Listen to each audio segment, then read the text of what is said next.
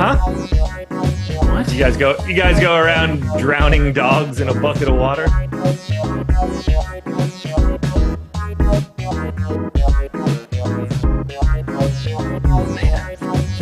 Oh, that's wild. That looks like I'm going to say that is either Madame Tussauds wax museum or a cardboard cutout. Kind of looks like bull. That's hilarious.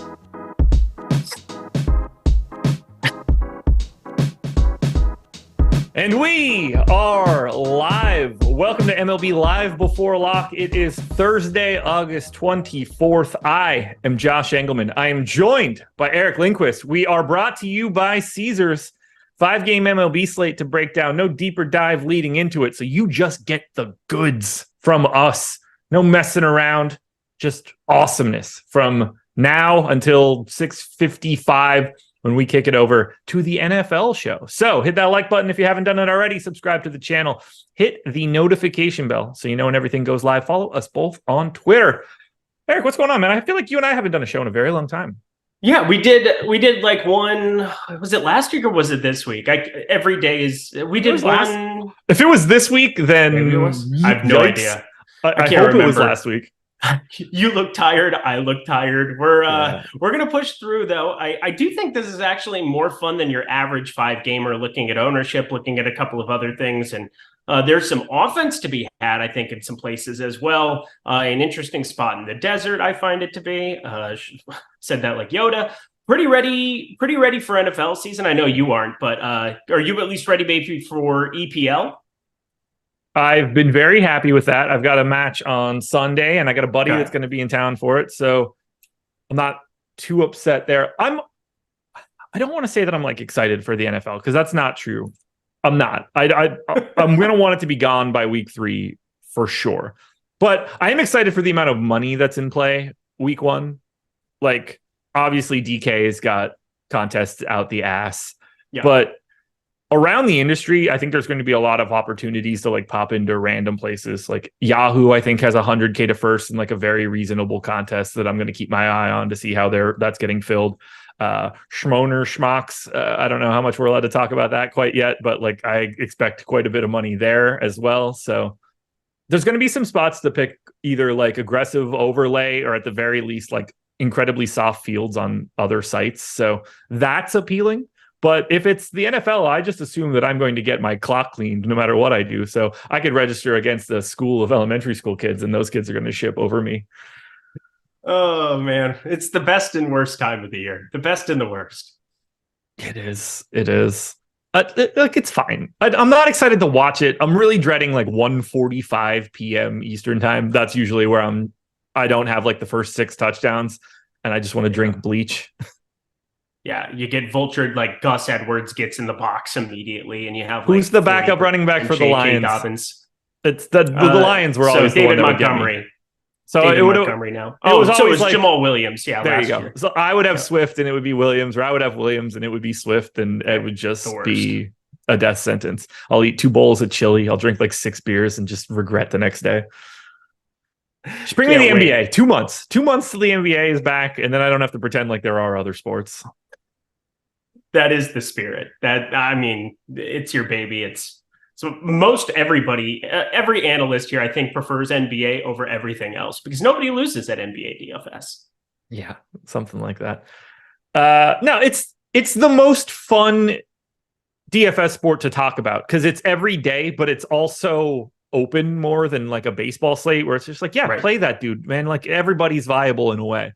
Like it gives you the opportunity to really dig in to like if the NFL existed every day for multiple games a day, then it would clearly be the NFL by a mile. But because we only get that like concentration to Sunday, that Sunday feels massive. And like the ramp up feels massive. But for the NBA, just being able to talk about it every day is so much fun.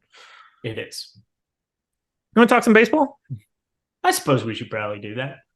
I'm not going to lie. She would have said no, and we would have just did a Caesars read and bailed. Just start going through, rookies for the 2023 class, how they're going to factor in for the NBA season, who we are going to pick to possibly oust the Nuggets in the West next year. We could go on a tangent about that. I do have one thing to ask you. How's golf going? Oh, so Rory McIlroy, I have nearly 100% of. So I am in a world of pain. Did he withdraw or is he just bad? He's just bad because, I mean, it's been. I saw what was happening, but like I didn't play it, so I didn't dig in. Yeah, so he's sitting. Yeah, I mean, he lost a shot. He shot one over today on a day that Colin Morikawa is now leading this golf tournament after shooting 9 under, and Scotty Scheffler shooting 1 over as well. I mean, you just had two guys completely shit the bed. This was the opportunity of all opportunities to play insane contrarian stuff. And I did say Rainmakers is where I have a ton of action this week, just because I thought that, not having a salary cap made sense to just get really, really weird. But like, yeah, I think the optimal probably has to leave $6,000, $7,000 minimum on the table right now. If you look at the PGA optimal, that's always fun. Scheffler lost 2.8 strokes putting. Good job there. Welcome to every day in Scotty Scheffler's life. Yeah, honestly, wow, that's nuts. And he's still the favorite per day to golf. At least I haven't looked at like the actual market, but I'm sure it's pretty close. Yeah. Griot's still bringing up the rear. Kudos to Ben on that one. Mm-hmm. All right, now are you ready to talk went baseball? from outside of plus 5,000 to 5-1 right now. Yeah, having that ticket must be pretty nice. I mean, 9 under today is bonkers. Yeah, 61. He ran it all down. He fully ran them down. Yep. He gained putter shots with the putter. And if Colin Morikawa gained shots with a putter, you're probably in trouble as a field. Wow, Tom Kim gained 3 strokes putting and was still not good. Yep. That was obviously he shot 3 under, but lost 2 strokes from the tee. Nobody cares about this. Let's talk baseball. I love Tom Kim. Yeah, he was like one of the good things for me today. All right. Baseball. Top pitchers. We know what we need to talk about right now. We got to go to the top of the heap from a pitching perspective. Merrill Kelly is pulling 50% ownership right now. Is Merrill Kelly the guy you want today? Yes, because he's my guy, but like no, relative to what the ownership is. It's such a weird spot here today because Merrill Kelly against Cincinnati, they played a back-to-back yesterday. They're probably taxed out for whatever you want to say that is. I hate that analysis. I said that in a tweet earlier today, but like it is what it is. Cincinnati against right-handed pitching, they're going to strike out more than most, 24.4% K rate, but I'm sitting a little bit below the field on 51.9%, but he's still my highest owned pitcher at the moment. I've got 48% of him. Seems like I'm kind of just getting to a number of other pieces right around the field. I mean, I'm not really making any of my strong stands, it would seem like, at pitcher outside of one guy who I have a lot more than.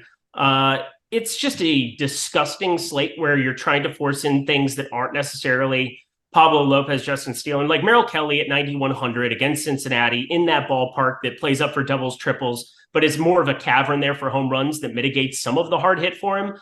I think it's the best spot relative to price, but not going to be getting there ownership wise. What are you planning on? So I got 32% Kelly. I mean, he's clearly like,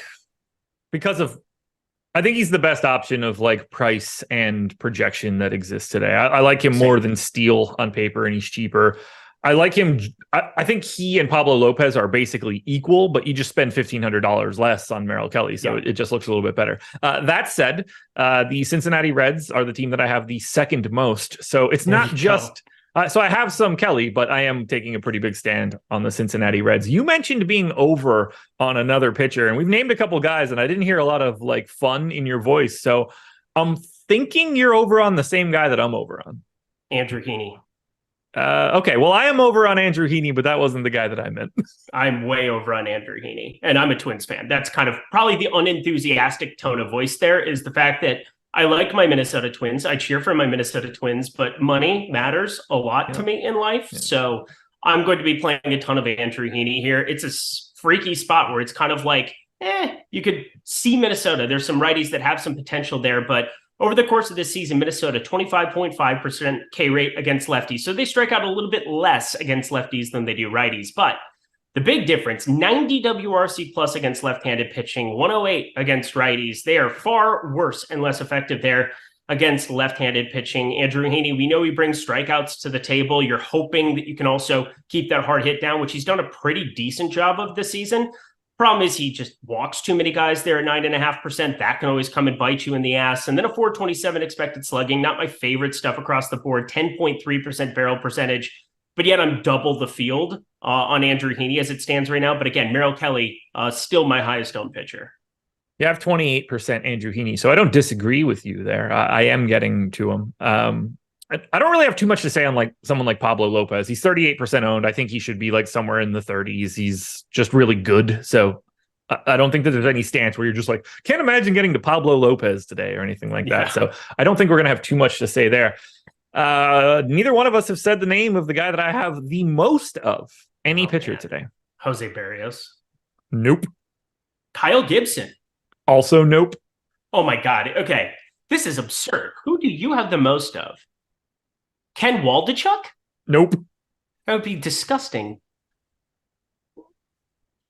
And Andre Jackson can't be the guy. That's because he's not the guy. Yeah, Brandon Williamson, the last guy we haven't said. Nope. What is going on? Jesse Scholtens? Oh, Jesse Scholtens season, baby. Go ahead. Well, I don't know where to go with that. I talked about it on the strategy show this morning, and I didn't feel great about it. Nothing's changed. He's so here's why I think it's happening. Well, I guess we'll start there. I'm excited. This will be fun. You shouldn't be. I'm not excited. I don't mind having him, and I'd like to have a little bit more. Like I wouldn't mind having a stand. I have more of a stand than I want, which did not work very well for Erasmo, whoever the hell this morning. Early slate didn't work. Good. Suck it, Adam Scher, by the way. He shipped the early. Oh, he did. That's fantastic. No, it isn't. Oh, okay. Never mind. Not you. Yeah. It's only good when I win. Everybody else sucks. I told Adam that too. I was like, I assume you feel the same way. That anytime anybody wins, all you feel is hatred at first. You're happy that it happened, but like all I have is jealousy in my heart. I was very proud of myself. I woke up super early, took my dog for a walk, and I didn't register for anything. And I just enjoyed my morning because I looked at the Yankee ownership and I said, nope. And I just bet Stanton to homer and I moved on with my life and I felt a lot better.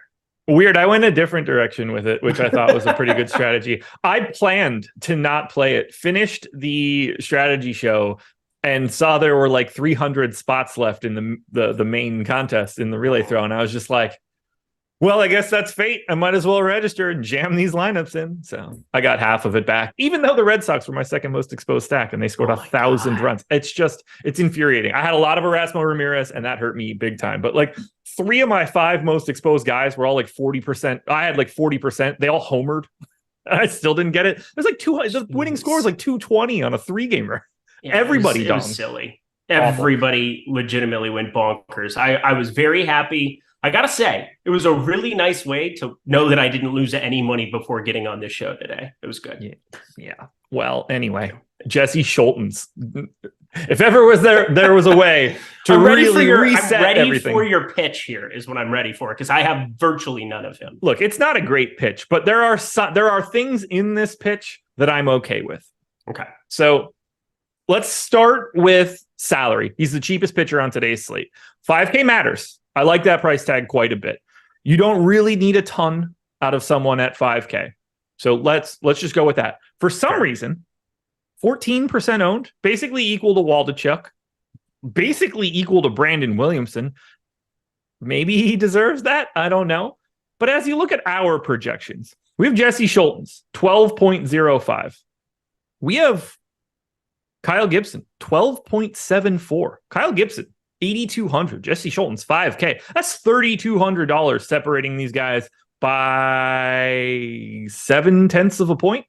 Okay. So Scholtens looking a little bit better there, point per dollar type stuff. Jose Barrios, we have him by 1.5. Now, this is where maybe I'm a little high, and I've been high in the past. I have them basically next to each other. Like I have Barrios and Gibson basically equal, and I have Scholtens basically equal to them. So that's 2 guys at 8,200 that I think are relatively close. I clearly have them ahead of Waldichuk. I clearly had them ahead of Andre Jackson.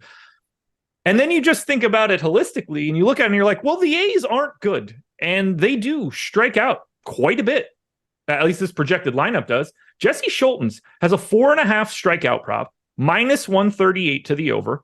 I have him at 4.3, so it's not as if I think that I'm like wildly projecting him over. I'm actually lighter than the prop that is out there for Jesse Scholtens.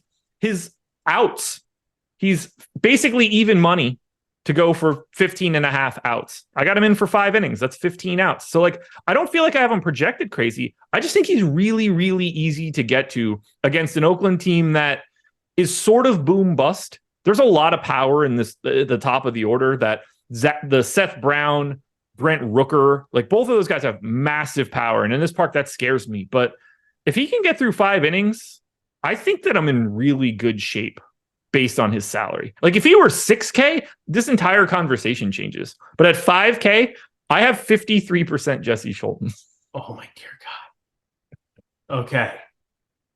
Say that one more time. How much? 53.3. Okay. That 0.3 is really going to move it for me. This is wild because again, it's against Oakland. That's the best pitch that I have for him. He's also had some pretty drastic reverse splits in terms of expected ISO, a 179 expected ISO to righties, 103 to lefties, pretty comparable sample sizes, nearly 500 pitches, well, over 500 to righties, 433 to lefties. So I don't hate a lot of the things you're saying. Maybe it was a little bit of an oversight for me here.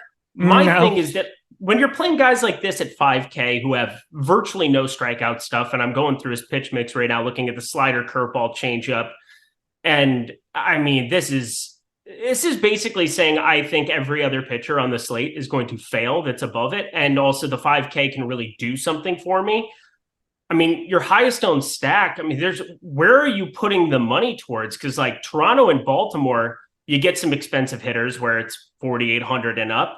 You go anywhere else on the board. I mean, I guess Chicago has Bellinger way up there. You got Nico Horner, I guess 5,900 on DK. They've been priced up a little bit, but like, unless you're playing Texas against Pablo Lopez, where they're just overpriced and you're being contrarian for contrarian's sake or whatever reason, I don't feel like the spots that I would be spending the salary really make me fall on Scholtens. But again, it is Oakland. They've got a 25.2% K rate against righties on the season and 88 WRC plus. And overall, they are dust. But it is 100 degrees with the wind there in Chicago in a homer-prone ballpark. And I would not be feeling fantastic with 53% of him, that's for sure. Yeah, to be clear, not feeling fantastic. Okay. 94 degrees at the first pitch. Yep.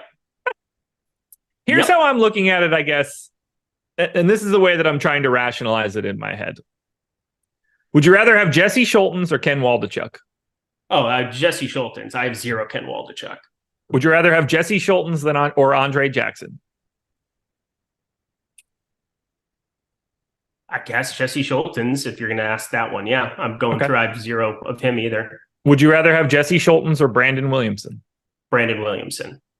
Okay, so that's the differentiation. And I'm very pro Arizona Diamondback today, very pro. But from a DFS perspective, Brandon Williamson, he's going to have to eat innings for this Cincinnati Reds team. If you go through their bullpen usage yesterday, the doubleheader in Anaheim, they used everybody. And if it goes south on Brandon Williamson, he's going to have to eat it. But also, I think there's an opportunity. I think coming into this one, he knows he's probably going to have to pitch.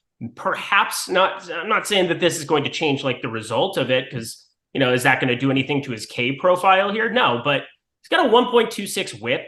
He got over 100 pitches, 101 pitches last time out. So I at least know that upside's there after he'd kind of been held underneath 90 for 4 consecutive games. But like they used every arm the last 2 days. And that is just a fact. You go through their bullpen over at Roster Resource on Fangraphs, every single arm was used both Monday and Tuesday. It's just wild to see Tuesday and Wednesday. So I am feeling like Brandon Williamson is going to go out and have to chuck a lot.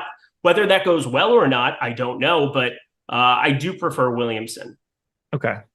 Brandon Williamson, by the way, 4.5 strikeout prop on FanDuel Sportsbook, even action, -112 on both sides. So much juice. That is worse than Scholtens for today. That's wild. -138 to the over for Scholtens. Wow. Now, like, obviously we're quibbling. That is the same line. But I know it is, but it's still something. Oh, my TV went off. Okay. Sorry about it. We'll just X out of that. I'm pretty blown away by the fact that, again, maybe just a complete oversight that Scholtens wasn't something there. I mean, again, facing Oakland does a lot to rectify any kind of concerns you have about somebody's ability to strike out batters.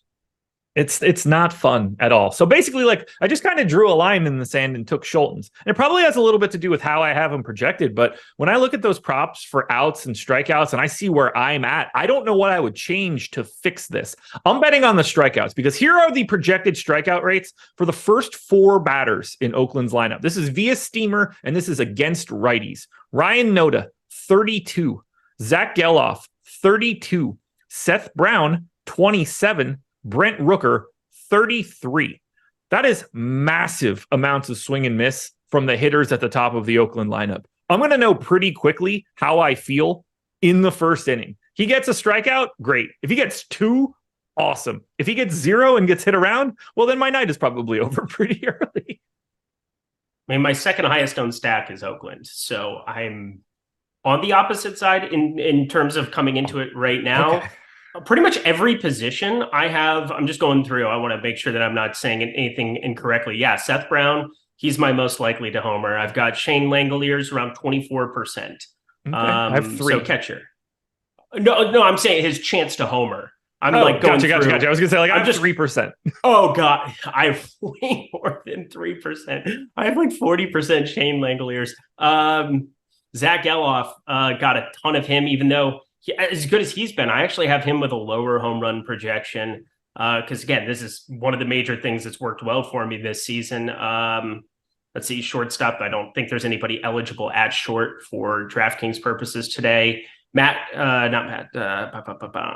Third, you have Jonah Bride. He's terrible, so that doesn't count. And then outfield, Seth Brown, by far leading the slate. Seth Brown and Brent Rooker, I've got with like 24 and 29% chances to hit homers. Like nearly a third of the time, Seth Brown's going yard against Scholtens here.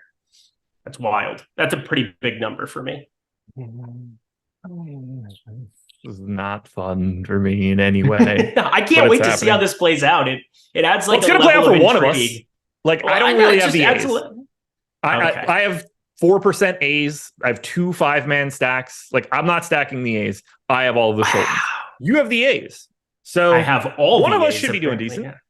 Well, there you go. And I'm playing FanDuel and you're playing DK. I'm playing a little bit of both, actually, but I have more action on FanDuel today because I like short slates where you have 5 pitchers to be picked, 5 games to pick from, where you have to make one of 10 pitcher choices rather than like overlapping combinations. I just find it to be a little bit more fun.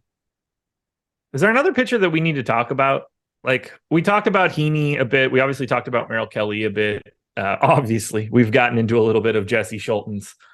I mean, Justin Steele's somebody that's just popular today, and I generally get a lot of him. And for some reason, I'm just not getting to him at what? He's 25.2% owned. There's positive leverage in the top pitchers tool. I expected coming into this that I was just going to get to Justin Steele, but he's just a little bit too owned for me. And I'm getting to Merrill Kelly, even though it's a little bit under the field, just ever so slightly. Pablo Lopez, I think, is a undeniably good pitcher. And I'm okay with some of the negative leverage there as well, even though I'm a little bit underneath there on him.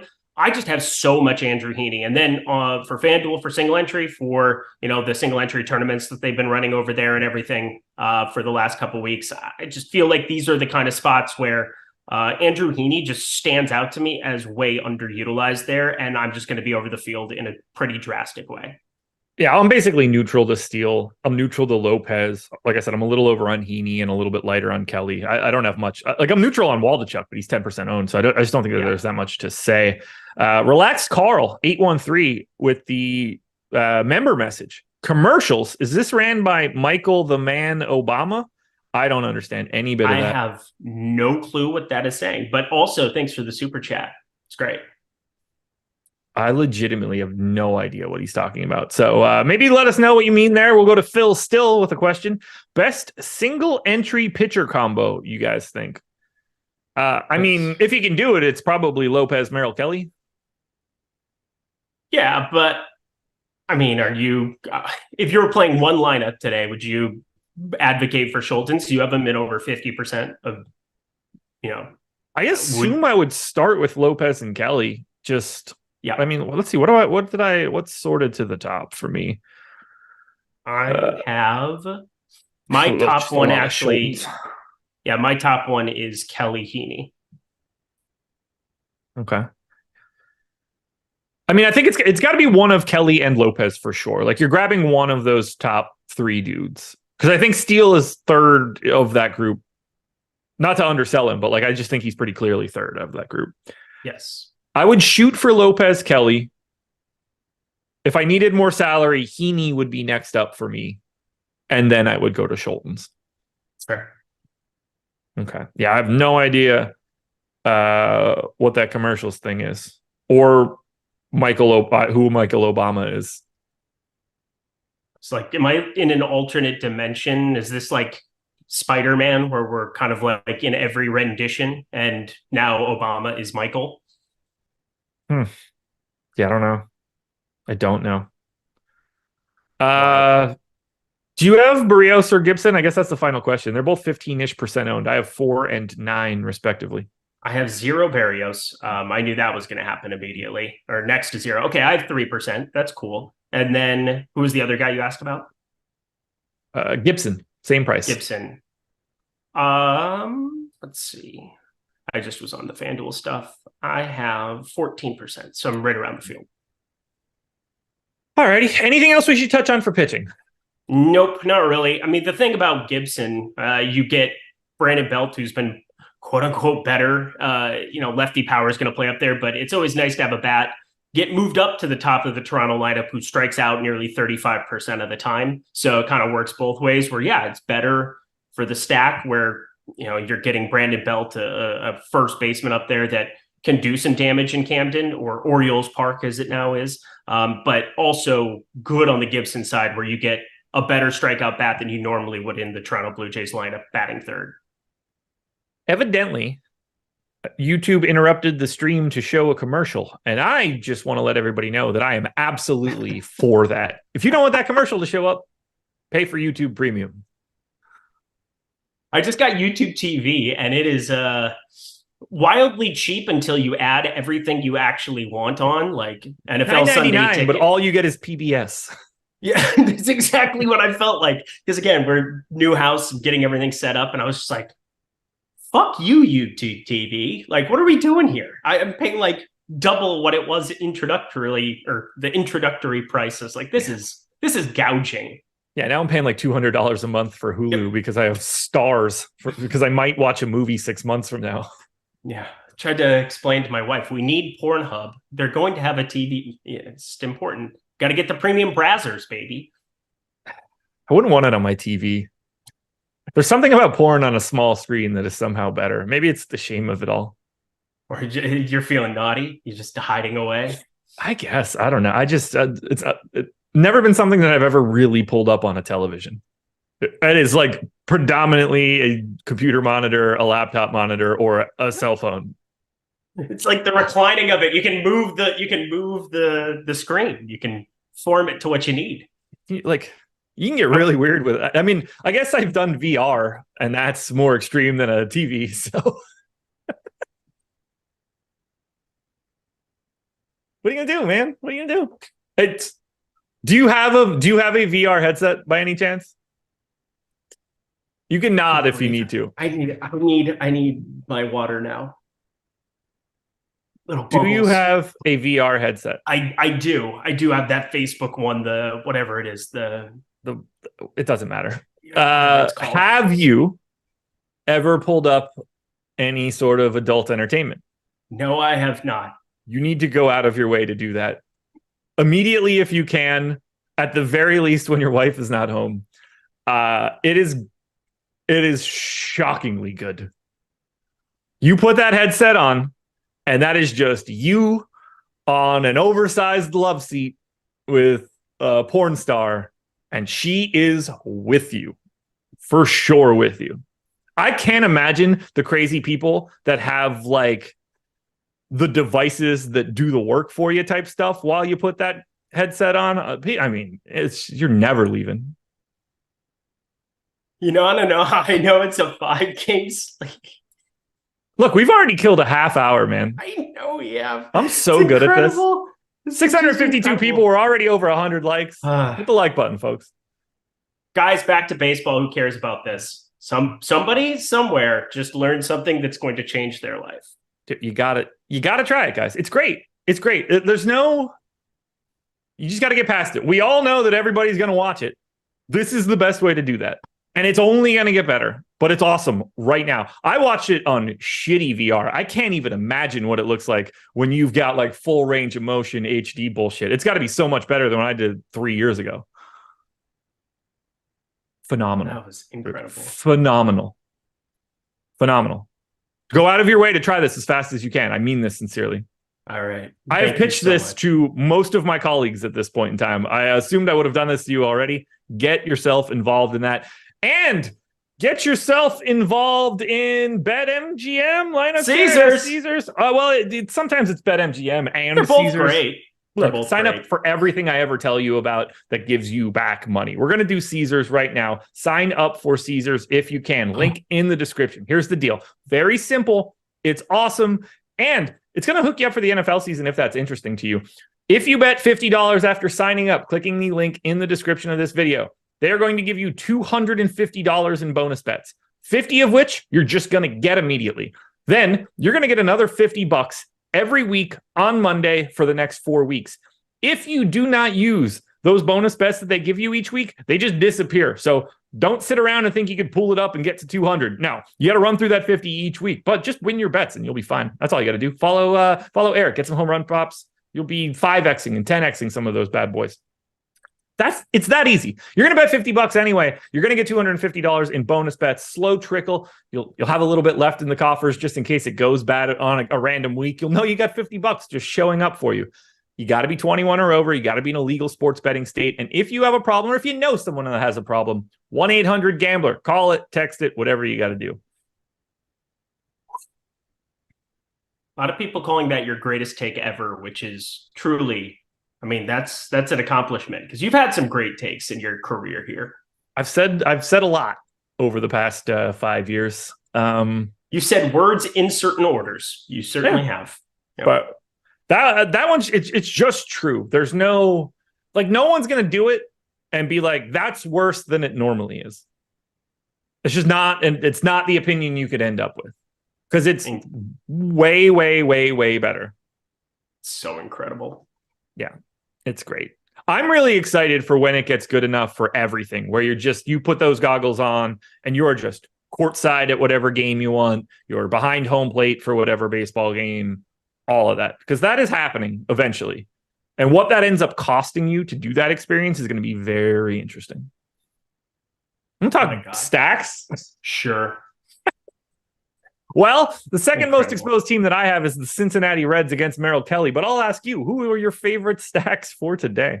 Yeah, the White Sox are my favorite stack going up against Ken Waldichuk. They're also the most popular that we have going over on DK, but I'm just playing a ton of that baseball game. You brought it up before, and when we were talking about pitchers here with Jesse Scholtens, Ken Waldichuk, they're not good. These bullpens are not good. And then you're putting them into Death Valley with wind blowing out in Chicago in a homer-prone ballpark, just across the board. That game is just such a shootout, and it is blowing our stack score away. Top stack percentage way up there as well. I know the Cubs are sitting there as well going up against Pittsburgh, but PNC Park, I find it so much more difficult than going to, what is this? I always think a Comerica, right? Isn't that what the White Sox Park is? I can't remember off the top of my head, but it is Comiskey? a spot where no, that would be old school San Francisco, or no, old school Chicago. That's right. Yeah, I only name the old parks at this point. I'm not trying to keep up with like some generic mortgage company. But anyways, you're projecting home runs based on sportsbook odds and going through different things. I find it hard to believe that not one. If I just go overweight to both of these stacks as 5-mans, I feel like I'm getting it in pretty good if they end up a little bit underutilized. And I encourage people, go ahead, just jam the Cubs, jam some of these other spots, because I mean, it is so White Sox Oakland for me. It's not even funny. Yeah. Comerica is Detroit. Is that what I said out loud? Comerica? I meant Comiskey if I didn't say that, but it doesn't matter anymore. That VR conversation really swung me to a different side. Okay, so White Sox bats, 18% aggregate guaranteed ownership rate right field. now. There it is. Yeah. I've got 10% in the aggregate, so I'm about half the field on the White Sox. I have about a third in stacks. A lot of what I have of Chicago is one-off, which I'm okay with. And that's just like a function of 150 maxing. They clearly look fantastic against Waldichuk in this park with this weather. I have no reason to think that they are not like a fantastic team to get to. What do I have of them officially? Because I think that's probably interesting. Yeah, like I've got 10% Tim Anderson as a one-off. I've got 11% Lubob as a one-off, 14% Eloy as, when I say one-off, not a part of a 4 or 5 man stack of that team. So like the guys that I'm getting to for the White Sox outside of their stacks, I'm getting to the best dudes you can get to for them, but I don't have a massive amount of that White Sox team right now, which is, not ideal, but I do think that they're like a little bit overowned. So I'm okay with the way that it's happening, but I have no qualms. They grade out fantastic. I actually have them tied for second, basically, in top stack, with the Cubbies being the number 1 team. But all the Cubs, the Jays, the White Sox, the Diamondbacks, I think they all look pretty similar. I'm surprised by the A's ownership. I guess that's just the heat in Chicago. Because there's actually power at the top of this lineup too. There is. I mean, there's enough there with, Ryan Noda, every time I see that name, I think M. Shinoda from Lincoln Park. Maybe that's just me. But Zach Geloff, Seth Brown, Brent Rooker, those 4 specifically at the top. And then Shane Langleer's 44% hard hit percentage and actually lost the baseball. He hasn't been a complete nothing of late, which is nice. You get some unknown with Lawrence Butler. I don't think he's anything crazy, but a 525 expected slugging so far through 28 batted ball events. Not the worst thing to be looking at. Specifically just getting to, the White Sox are number 1 for me because they have actual power that's actually grading out well, 1 through 9, basically. And then just running into some Oakland A's that primarily are 1 through 7. I guess we should probably talk a little bit about the Cubs here against the Pirates. Matchup, obviously, really nice spot for them. You'd be surprised to know that Andre Jackson is not someone anybody's scared of. Cubs are number 1 in our top stack tool. They're pretty expensive, particularly at the top, 6th in top value. We have them 3rd in ownership. I'm a bit under the field here for the Cubs. I don't love this park for righty power. Are you getting to Chicago? This Chicago, at least.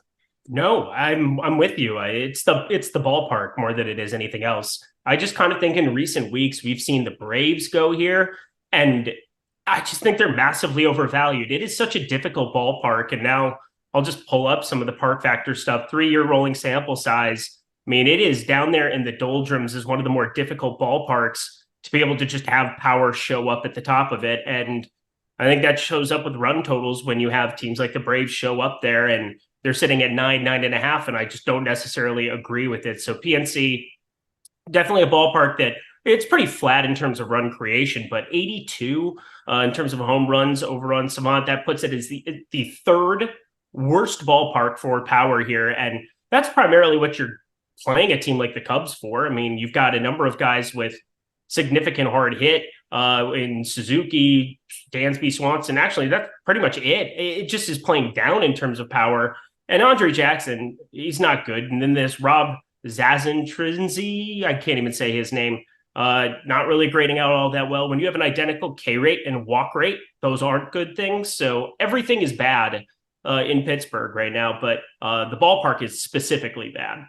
Yep, we're on the same page. I don't have much of the Pirates on the opposite side. I don't really want to target against Justin Steele. Yep. I don't think that's really the spot. What do you think about the Orioles and Blue Jays game? Because we've got the Orioles 7th in ownership today. We have the Blue Jays 5th. I am over on both. I got about 13% of both teams. I have 21 stacks of each team. I'm willing to just take my chances that one of Gibson or Berrios gets bombed. That's fair. I like the Orioles side. If you're making me pick a side, I've got a little bit of them close to the field on just about everybody there. Toronto, not really getting there in any kind of a meaningful way against Gibson, which surprises me a little bit, but thought that would be a team that would show up in the Sims. But again, the Sims today, you're utilizing that over at Stochastic. You have a lot of Oakland Athletics and White Sox. There's really no way around it. Oh, man, this is going to be a fun one. Go Bo Bichette today. He's my most exposed Blue Jay. Go Adley Rutschman, honestly. 35. Adley Rutschman, I'm so here for. I got 35% of Rutschman. I just think he's in a really, really nice spot. But sometimes you got to think about these slates the way that they set up for some individual positions.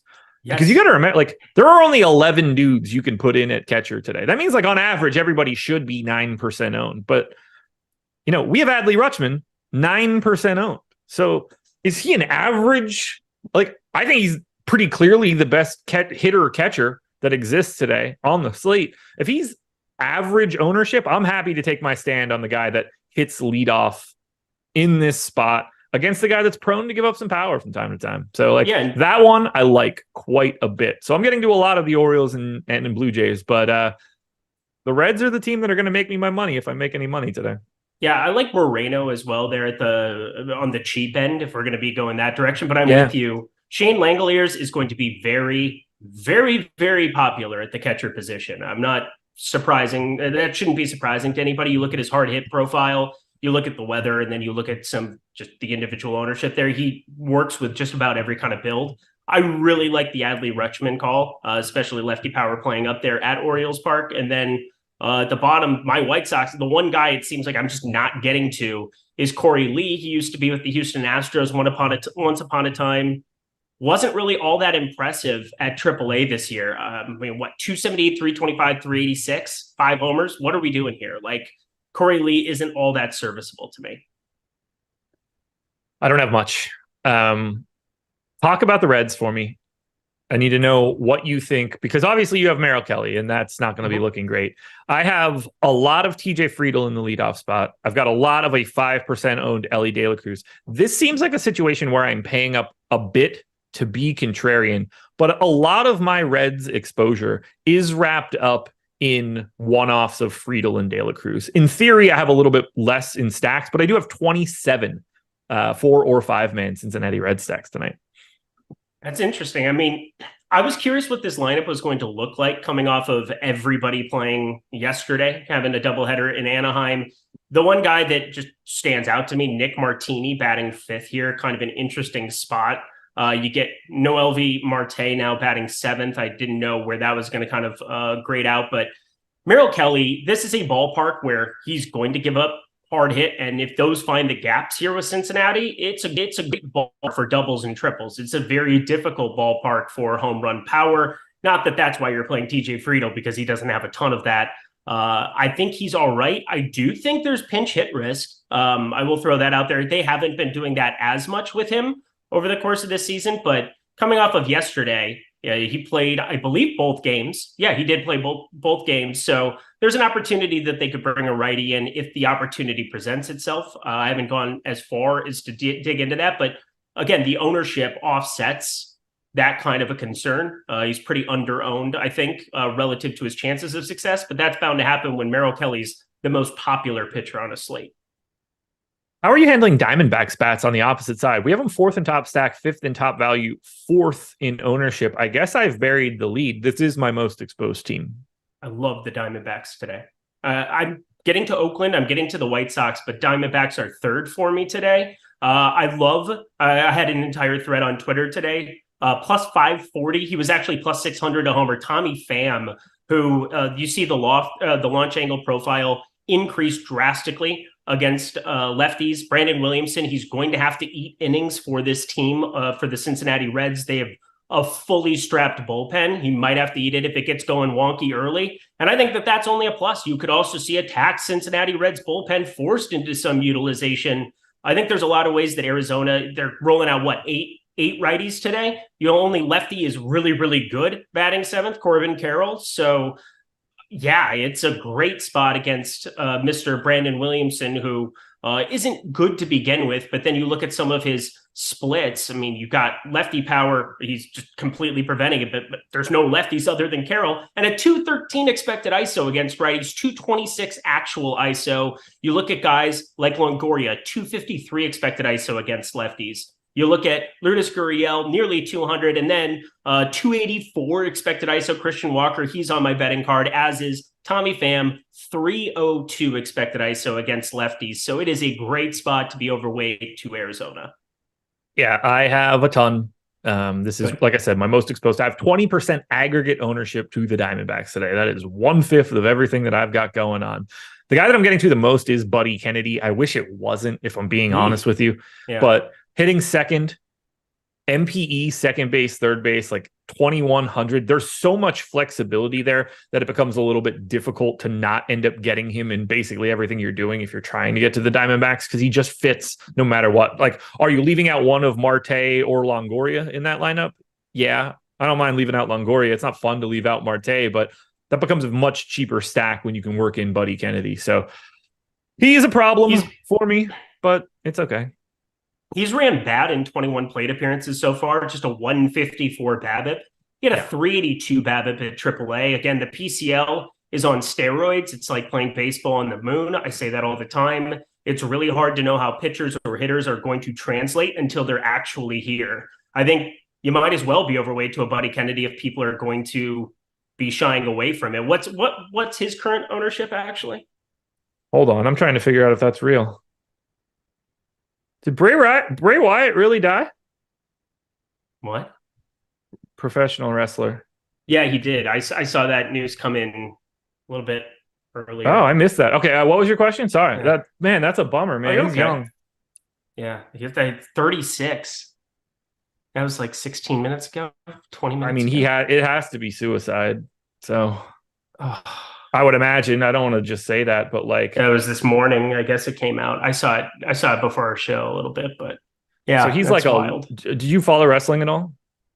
A little bit, not crazy much. I have some friends that were in WWE back in the day that got to go to a couple things in LA, but he's a second generation guy, so it'd be like Ken Griffey Jr. type situation. Man, that's just a bummer.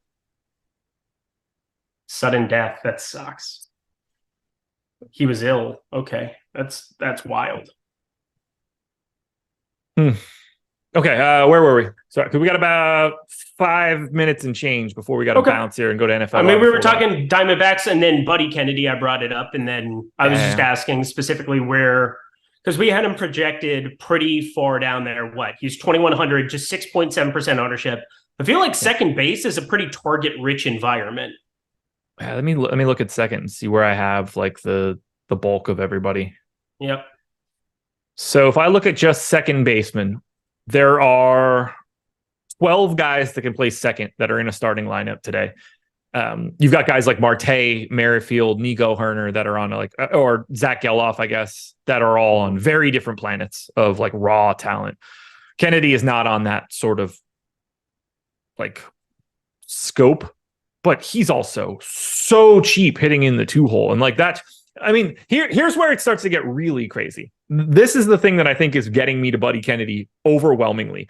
The first 7 guys in salary at second base, 6,100, 5,900, 5,800, 5,700, 53, 48, and 45. Those first 7 guys are all at least 4,500 or more. Each one of them is hitting first or second in the lineup. The next 4 guys you get to, 3,200, 3,100, 28, 25. They're hitting 9th, 7th, 9th, and 9th. So it's this giant pay up of top of the order guys, this pay down section of garbage at the bottom. And then you get Buddy Kennedy, the cheapest dude of anybody you could roster at second, who's also hitting second. He's just completely separating from the pack, but he's owned the same way that Adam Frazier's owned, Bay's owned, Biggio's owned. Like, not at all, really. But even if all those guys are like sort of the same, hitting second is massive. Yeah, that's a pretty damn good note. Interesting. He has 50 out of 50 raw power grade over on FanGraphs, which I don't really see it there at AAA. Again, they are pretty good at what they do. That's why you're looking at Zips and Steamer and uploading that from time to time and making sure that you're making good decisions with the data. And Buddy Kennedy, AAA this season, not really striking out, 16% K rate, 14.3% so far in the big leagues in just 21 plate appearances. But 318, 447, 480 across the board. That's nothing to scoff at, even if there's just 5 home runs attached to it and 407 plate appearances. I think he is a decent shout out. Again, batting second, that's a big deal.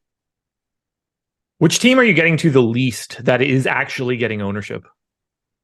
Toronto. Okay. Yeah, well, you and I are going to have very different nights tonight, but one of us should be near the top of something. Yeah, we'll find out. I'm on the opposite side of Merrill Kelly to a degree. Lots of Reds, Scholtens, whatever. I've got a bunch of Blue Jays. You don't. I don't have the A's. You do. Hopefully one of us is getting where we need to be. I'm nervous. I mean, what I'm worried about is the A's just being mega chalk here. That would really piss me off. And then, again, I started adding, I actually got to some Scholtens. I got 11% Scholtens. You talked me into a little bit. So I'm not drawing a complete zero like I would have been had we not had that conversation. Anything else that we're missing on this slate? Anything you want to touch on before we slowly get our way out of here? If I haven't mentioned it enough before, 1, hit the like button. 2, NFL Live Before Lock is coming up after this. I don't know who the hell plays in the NFL. You should not miss this show. That much I can tell you.